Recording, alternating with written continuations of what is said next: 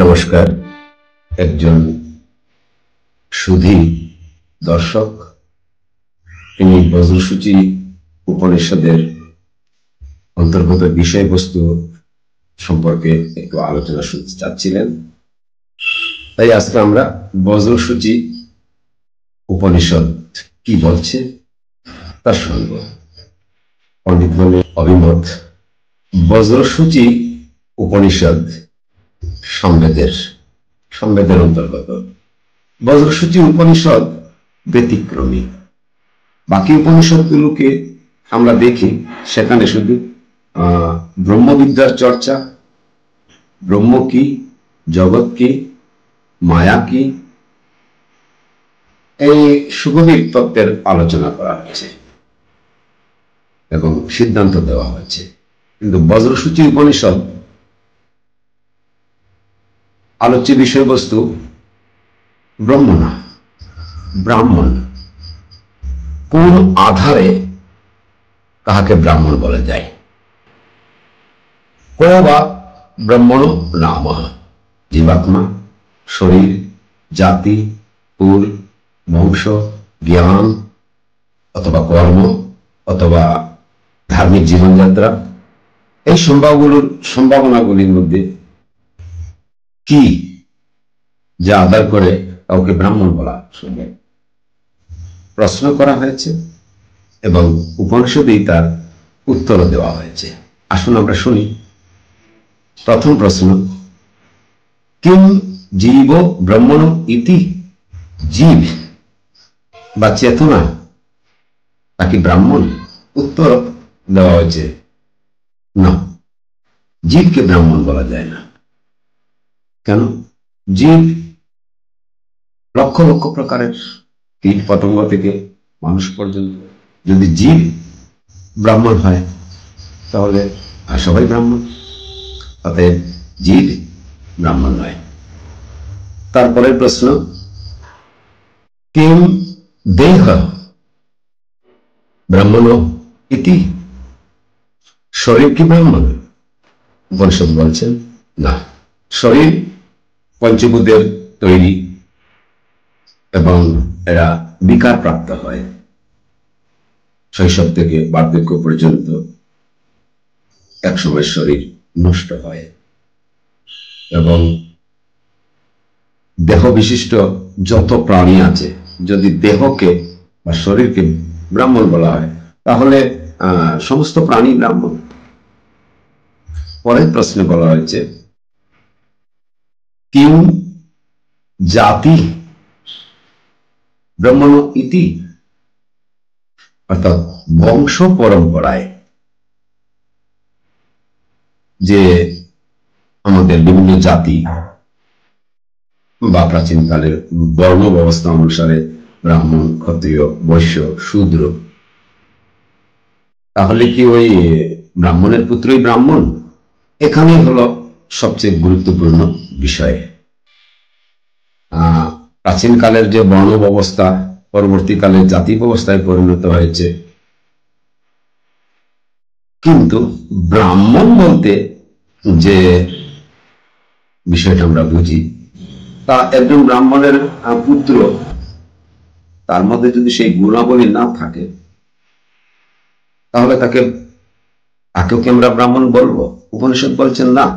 পরম্পরাগত ভাবে আমাদের যে স্থাপিত বিশ্বাস, ব্রাহ্মণের পুত্র ব্রাহ্মণ, ক্ষত্রিয়ের পুত্র ক্ষত্রিয়, বৈশ্যের পুত্র বৈশ্য, শূদ্রের পুত্র শূদ্র, এটা পৌরাণিক যুগের সৃষ্টি, বৈদিক যুগের নয়। বৈদিক যুগে ব্রাহ্মণের যে পরিভাষা দেওয়া হয়েছে, সেই পরিভাষা পর্যন্ত পৌঁছানোর জন্য প্রথমে নেতি নেতি, অর্থাৎ ইহ ব্রাহ্মণ নয়, জীব ব্রাহ্মণ নয়, দেহ ব্রাহ্মণ নয়, জাতীয় ব্রাহ্মণ নয়। তারপরে বলা হচ্ছে কি জ্ঞান ব্রাহ্মণ ইতি? জ্ঞানকে কি ব্রাহ্মণ বলা যায়?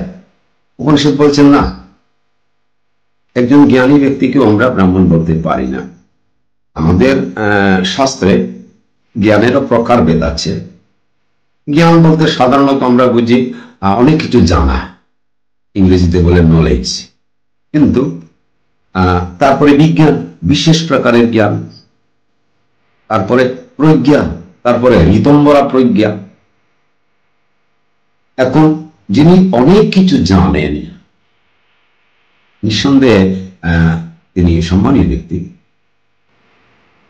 তবুও তাকে ব্রাহ্মণ বলা হচ্ছে না, কারণ তার দেহের বিকৃতির সাথে সাথে অনেক সময় তার মানসিক বিকৃতি উৎপন্ন হয়। অতএব একজন জ্ঞানী ব্যক্তিকেও সহজে ব্রাহ্মণ বলা সম্ভব না। তাহলে উপনিষদ বলছেন কিম কর্ম ব্রাহ্মণ ইতি। কারো কর্ম দেখে কি বলা যেতে পারে যে উনি ব্রাহ্মণ? যেমন কেউ যজ্ঞ কর্ম করেন, পূজা পাঠ করেন, যাজকের কাজ করেন, বিভিন্ন ধরনের কর্মকাণ্ডকে জানেন। আর আমাদের সনাতন সমাজে যে পৌরোহিত্য করেন, তিনি শাস্ত্রজ্ঞ, আচার্য, কর্মকাণ্ডী, সুপণ্ডিত, তাকেও কি ব্রাহ্মণ বলা যাবে? উপনিষদ বলছেন না, তিনি ব্রাহ্মণ নয়। তাহলে কিম ধর্মাচরণ ব্রাহ্মণ ইতি। যিনি ধর্মের আচরণ করেন, ধার্মিক জীবনযাপন করেন, সত্যগুণী জীবনযাপন করেন, দয়া, ক্ষমা, সত্য, অহিংসা সম্পন্ন পুণ্যকর্ম করেন, দান, পূজা, দক্ষিণা ইত্যাদি করেন, সদাচারী ব্যক্তি, তিনি কি ব্রাহ্মণ? বজ্রসূচি উপনিষদ সেক্ষেত্রে নিষেধ করতেছেন এই 6টি ব্যাপারে: আত্মা, শরীর, জাতি, জ্ঞান, কর্ম এবং ধার্মিকতা। এই 6টি গুণকেই বা এই 6 গুণের গুণী ব্যক্তিকেও ব্রাহ্মণ বলতেছেন না। তাহলে ব্রাহ্মণ কে? এখন পরিভাষা দিচ্ছেন ব্রাহ্মণের। ইহ কষ্টিত আত্মানম অদ্বিতীয়ম সাক্ষাৎ অপ্রক্ষিকৃতম স এব ব্রহ্মণ ইতি। যিনি ব্রহ্মকে কোন মাধ্যম বা কোন প্রকারের যে সমস্ত প্রমাণ আছে, প্রত্যক্ষ প্রমাণ, অনুমান প্রমাণ, আপ্ত প্রমাণ, এ সমস্ত কোন প্রমাণের আশ্রয় না নিয়ে অপরোক্ষ অর্থাৎ স্বয়ং নিজে থেকে ব্রহ্মকে উপলব্ধি করেছেন এবং ব্রহ্ম যে ভাব, সেই ভাবে প্রতিষ্ঠিত হয়েছেন, তিনি ব্রাহ্মণ। যদি ব্রাহ্মণের পুত্রই ব্রাহ্মণ হবে পরম্পরাগত ভাবে, সেখানে প্রশ্ন চিহ্ন দিচ্ছেন যে অনেক ব্রাহ্মণ আমরা বেদে পাই যারা পরম্পরাগত কোনো ব্রাহ্মণের পুত্র না।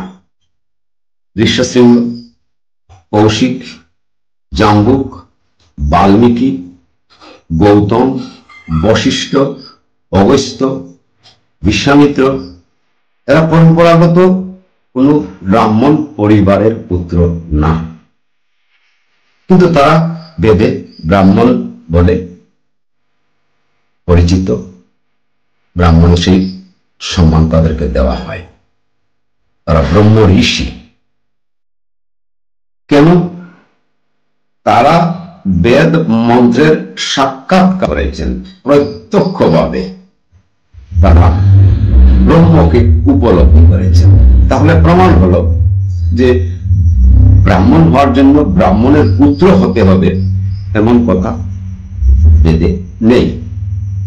ব্যবহারিক জীবনে আমরা যিনি বেদজ্ঞ, শাস্ত্রজ্ঞ এবং সদাচারী, সমস্ত কর্মকাণ্ডের জ্ঞাতা, তাকে আমরা ব্রাহ্মণ বলি, এটা স্বাভাবিকভাবে। কিন্তু আধ্যাত্মিকতার ক্ষেত্রে ব্রাহ্মণকে সেটা প্রমাণ করতে গেলে আমাদেরকে বেদের এটাই দেখতে হবে, ব্রাহ্মণগণ যে জপ করে গায়ত্রী, সেই গায়ত্রী মন্ত্রের দ্রষ্টা পুরুষ বিশ্বামিত্র, তিনি ক্ষত্রিয়ের পুত্র হয়ে ব্রাহ্মণ, পরম্পরাগত ব্রাহ্মণের পুত্র না। ঋষ্যশৃঙ্গ, কৌশিক, জাম্বুক, বাল্মীকি, বিশেষ করে মহর্ষি বেদব্যাস এর ধীবর কন্যার গর্ভে তার জন্ম হয়েছে। পরম্পরাগত ব্রাহ্মণ এবং ব্রাহ্মণের ঘরে তার জন্ম হয়নি।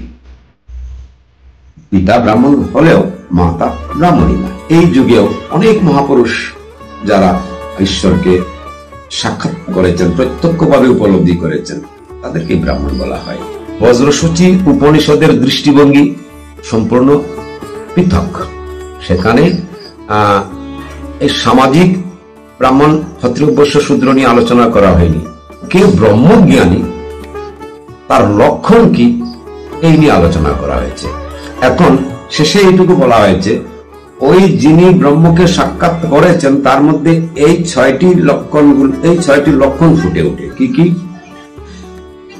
ইহমূত্র ফলভোগ বিরাগ, নিত্যানিত্য বস্তু বিবেক, আর সঠক সম্পত্তি, 6টি সম্পত্তি তার। সম, দম, উপরতি, তিতিক্ষা, শ্রদ্ধা, সমাধানাঞ্জতি। সম, তিনি তার মনটা নিয়ন্ত্রিত, মন বিকৃত হয় না, কোন পরিস্থিতিতে তার মনে বিকার উৎপন্ন হয় না। দম, তার ইন্দ্রিয়গণ নিয়ন্ত্রিত। গীতা 2য় দেশাঙ্গ যুগে ভগবান শ্রীকৃষ্ণ একটি কথা খুব সুন্দর বলেছেন, কুর্মঙ্গানি সর্বস্ব। স্থিতপ্রজ্ঞ ব্যক্তির লক্ষণ, তার কুর্ম যেমন, তার হাত পা যা আছে বিপদ দেখলে ভিতরে ঢুকাইতে পারে, উপরে শক্ত আবরণ, নিচেও শক্ত আবরণ। ব্রহ্মজ্ঞানী ব্যক্তির ইন্দ্রিয়গণ, ইন্দ্রিয় বিকৃতির যদি কোনো পরিস্থিতি তৈরি হয়, তার সমস্ত ইন্দ্রিয়কে তিনি অন্তর্মুখী করতে পারেন। দম, উপরতি, দেহ রক্ষার প্রয়োজনীয় যতটুকু সামগ্রী প্রয়োজন তার অতিরিক্ত কোনো কিছু তিনি উপভোগ করতে চান না, অর্থাৎ ভৌতিক ভোগ বিলাস থেকে বিরত। তিতিক্ষা, শীত উষ্ণ মান অপমানকে সমানভাবে গ্রহণ করার ক্ষমতা রাখেন। এই সাংখ্য যুগেই আছে, ভগবান এই কথা বলছেন, প্রজহাতি রাগমান সর্বান পার্থ মনোগতান আত্মন্যেবাত্মনা তুষ্টস্থিত প্রজ্ঞস্তদচ্যতে দুঃখেশ্বর উদ্বিগ্ন মনা সুখেষু বিগত স্পৃহ বিতরাগ ভয় ক্রূর স্থিতধীর মুনিরিচ্যতে। এই প্রকারের ব্যক্তি কি সম্ভব? আমরা দেখেছি এই পৃথিবীতে, আমরা ঠাকুর রামকৃষ্ণদেবকে দেখেছি, চৈতন্য মহাপ্রভুকে দেখেছি, দক্ষিণ ভারতের রমণ ঋষিকে দেখেছি। অসম্ভব কিছু নেই, তারা ব্রাহ্মণ, তারাই ব্রহ্মকে উপলব্ধি করেছেন, প্রত্যক্ষভাবে উপলব্ধি করেছেন। ঠাকুর রামকৃষ্ণ বলতেন তাদাত্ম ভাব। আমাদের জগতে যত কিছু আমরা করি, আমরা ভাব থেকে করি, ইমোশন থেকে করি। যার যে ভাব, কোন প্রকারের বাহ্যিক ভাব নেই, শুধু ব্রহ্মভাবে বিলীন, সেই ব্যক্তি ব্রাহ্মণ। শ্রদ্ধা এবং সমাধান দুটোরই, সম, দম, উপরতি, তিতিক্ষা, শ্রদ্ধা। শ্রদ্ধা মানে গুরু বাক্য, বেদান্ত বাক্য এবং ঈশ্বরে বিশ্বাস। আর সমাধান, সমাধান মানে সংশয় মুক্ত অবস্থা, পৃথিবীর কোন কিছুতেই সংশয় নেই, যা হচ্ছে সব ব্রহ্মময়। ইদম ফলিদম ব্রহ্ম, এই উপলব্ধি। বৈষ্ণব শাস্ত্রে একটা সুন্দর কথা আছে, যাহে যাহে নেত্র পড়ে তাহে কৃষ্ণ সুরে। আধ্যাত্মিক উপলব্ধির চরম উৎকর্ষ এইটুকু। ভিডিওটি ভালো লাগলে লাইক করুন, কমেন্ট করুন, শেয়ার করুন। চ্যানেলটিকে যারা এখনো সাবস্ক্রাইব করেন নাই, তারা এখনই সাবস্ক্রাইব করে বেল আইকনে চাপ দিয়ে নোটিফিকেশন অন করে রাখুন। ভিডিওটি দেখার জন্য ধন্যবাদ।